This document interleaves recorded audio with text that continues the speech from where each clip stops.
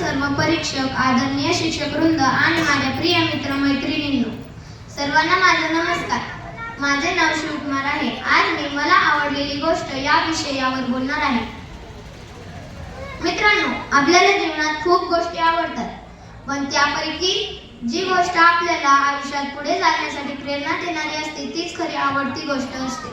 अशीच एक प्रेरणादायी गोष्ट मला आवडली आहे, ती म्हणजे भारताचा अभिमान, क्रिकेटची शान सचिन तेंडुलकर यांची मेहनत आणि शिस्त.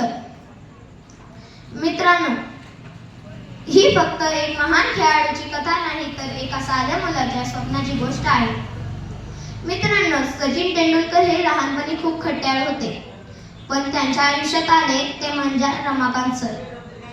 रमाकांत सरांनी त्यांची प्रवृत्ती ओळखली व त्यांना योग्य दिशा दिली.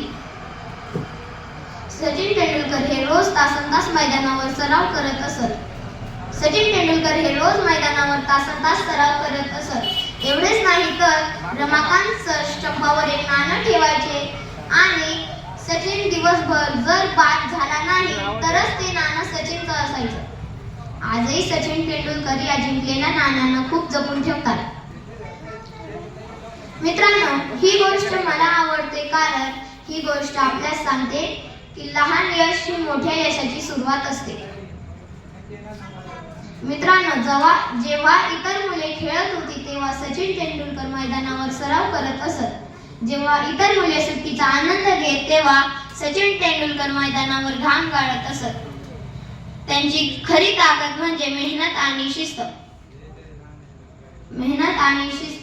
मित्रांनो, वयाच्या अवघ्या 16व्या वर्षी सचिन तेंडुलकरांनी आपले आंतरराष्ट्रीय क्रिकेटमध्ये आपले पदार्पण केले. जगातील मोठमोठ्या गोलंदाजांसमोर ते निर्धास्त उभा राहिले, कारण यामागे होती त्यांची अथक मेहनत. मित्रांनो, सचिन तेंडुलकरांच्या आयुष्यातही खूप वेळा अपयश आले, पण त्यांनी हार मानली नाही.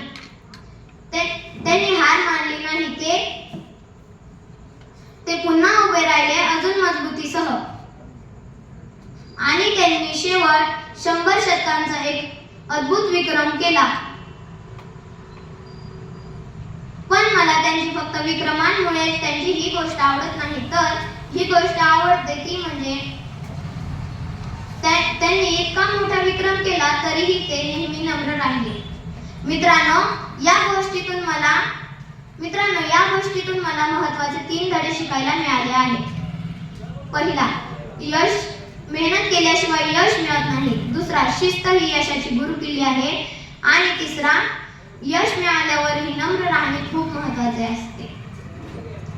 मित्रांनो, ही गोष्ट मला आवडते कारण ही गोष्ट मला रोज नवीन काहीतरी शिकवते, मला प्रेरणा देते आणि मला माझ्या स्वप्नांकडे जाण्यासाठी मला ताकद देते. मित्रांनो, आपल्या प्रत्येकाच्या आयुष्यात काही ना काही स्वप्न असते, पण ते स्वप्न पार पाडण्यासाठी जर आपण सचिन तेंडुलकरांसारखी मेहनत आणि शिस्त घेतली तर आपण नक्की यशस्वी होऊ. शेवटी एवढेच म्हणेन की स्वप्न मोठं असेल तर मेहनतही मोठी असावी लागते. आणि जर मेहनत प्रामाणिक असेल तर आपल्याला यश नक्की मिळतं. धन्यवाद.